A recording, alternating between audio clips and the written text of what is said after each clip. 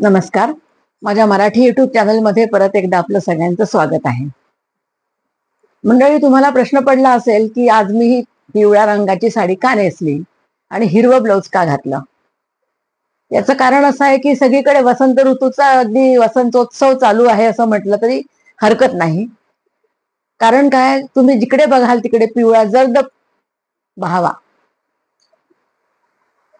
तसा पिवळा रंग आपल्याला भडक वाटतो, पण तो रस्त्याने जेव्हा उन्हाळा असतो तेव्हा हा पिवळा रंग आपल्याला थोडासा आल्हाददायक वाटतो. आणि त्यासोबत जर शिरीषाची फुलांचा मंद सुगंध असेल, पिस्ता कलरचे हलकेसे किंवा हलकेसे पिंकिश असे दोन रंग येतात शिरीषामध्ये, आणि त्याचा पूर्ण वातावरणामध्ये इतका मंद सुगंध पसरलेला असतो की आपल्याला मग तो उन्हाळा थोडासा सुसह्य होतो.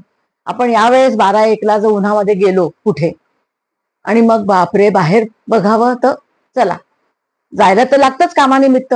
आणि मग पिवळे बहाव्याचे झाडं बहरलेले आणि शिरीषाची झाडं बहरलेली बघितली की आपल्याला खूप चांगलं वाटतं. आणि त्याच्यासोबतच त्याच्यात भरीसभर आनंदात भर घालायला हा एक पिवळा जर्द आंबा सुद्धा येतो. आणि मग काय, उन्हाळ्यात बाहेरून थकून आलं की आमरस आणि पोळी खाऊन व्यवस्थित जेवण होतं बघा. आणि आंबा फळांचा राजा आहे. वसंत ऋतू सुद्धा ऋतूंचा राजाच म्हटलेला आहे. आणि फॉरेनला तर त्याचं म्हणजे स्प्रिंग म्हणून खूपच उत्साहाने स्वागत होतं. कारण काय असतं, त्यांच्याकडे 9 महिने 8 महिने इतकी थंडी असते, आणि मग स्प्रिंग चालू झालं म्हटलं की हलकं ऊन आलं की त्यांना त्या उन्हाचं महत्व खूप वाटतं. आपल्याकडे तर काय 12 महिने ऊन असतं, त्यामुळे आपल्याला उन्हाची महती काही कळत नाही आणि त्याचं महत्व अजिबात वाटत नाही.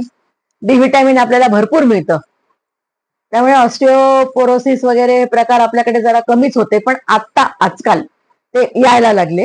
याचं कारण तर मला सगळ्यांना माहितीच आहे. सगळ्यात मुख्य कारण कोल्ड्रिंक्स आणि जंक फूड आहे. त्यामुळे हाडं ठिसूळ होतात. पण काय, मी मग व्हिडिओ म्हटलाच आहे मागे तुमचा की कालाय तस्मै नमः. लोक अगदी तसंच करायला लागतात. पण मग त्यासाठीच आपण त्याच्यावरचे उतारे शोधले पाहिजे आणि आपली तब्येत आपल्याला चांगली आणि शाबूत ठेवणं कसं महत्वाचं आहे हे विचार केला पाहिजे. म्हणूनच मी वसंत ऋतूचं महत्व तुम्हाला वारंवार सांगते की असं नका समजू की खूप ऊन आहे तर आम्ही काय करायचं, एसी मध्ये झोपून राहायचं, बसून राहायचं. नाही, तुम्ही असं सुंदर बहाव्याचा फुलांचा आस्वाद घेऊ शकता. बाहेर जाऊन शिरीषाच्या फुलांचा मंद मंद सुगंध घेऊ शकता. पांढऱ्या शुभ्र फुलांचा, मोगऱ्याचा सुगंध घेऊ शकता. आणि माठामध्ये थंड वाळ्याची जुडी टाकून वाळ्याचं थंडावा गारवा तुम्ही पोटामध्ये, त्याचं काय म्हणतात त्याला, पोटामध्ये वाळ्याचा थंडावा तुम्ही अनुभवू शकता. कारण काय असतं की उन्हाळ्यामध्ये सगळीकडे पोटामध्ये गरमी हा एक अगदी कॉमन प्रॉब्लेम येतो. आणि मग तुम्ही एक वाळ्याची 5-10 रुपयाला जुडी मिळते बघा, ती वाळ्याच्या खस, म्हणजे इंग्लिशमध्ये खस म्हणतात, आपण मराठीत त्याला वाळा म्हणतो. त्याची जुडी गवतासारखी असते. ती जुडी बांधून तुम्ही माठामध्ये टाकली, जुडी बांधलेलीच मिळते बाजारात, ती धुवून स्वच्छ माठात टाकायची.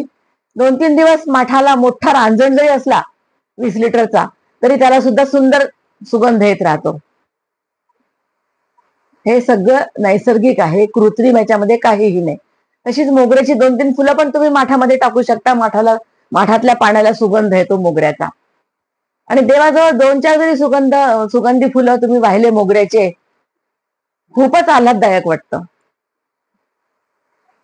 आणि मी बघितलं 15 दिवसापूर्वी पिंपळाची झाडं जी होती ती अक्षरशः सगळी पानगळती होऊन वृक्ष झाली होती. पण 8-10 दिवसामध्ये त्यांना बारीक बारीक लाल लाल पानं आली आणि फटाफट, म्हणजे 15 दिवसात ते झाड परत होतं तसं पहिल्यासारखं भरून गेलं हिरव्या पानांनी. त्याच्यामध्ये ही ताकद कुठून आली? पूर्ण एक पान नसताना सुद्धा पुन्हा नव्याने त्याला जिवंत करायची ही किती मोठी स्ट्रॉंग ताकद आहे, ती पिंपळाजवळ आहे. आणि म्हणूनच पिंपळ वृक्ष टिकून आहे. तो कधीच सडत नाही, झिजत नाही, कुजत नाही आणि त्याला कोणी पाडत पण नाही. तो आपल्या एका ठिकाणी साधू पुरुषासारखा उभा असतो.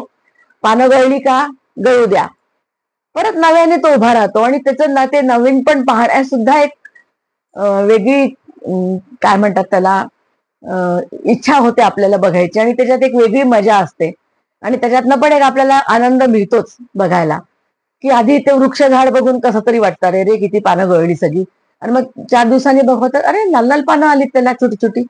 आणि त्या नंतरच्या 8 दिवसामध्ये ते पानं मोठी होऊन दुसरी पानं येऊन अख्खं झाड बहरून जातं बघा. तुम्ही एकदा बघून घ्या. हा निसर्गाचा अभ्यास कसा वाटला ते मला सांगाल. आणि मग माझा वसंत ऋतूचं थोडंसं मी जे काय वर्णन केलं ते कसं वाटलं, आवडलं असेल तर लाईक करा आणि सबस्क्राईब करायला विसरू नका. नमस्कार.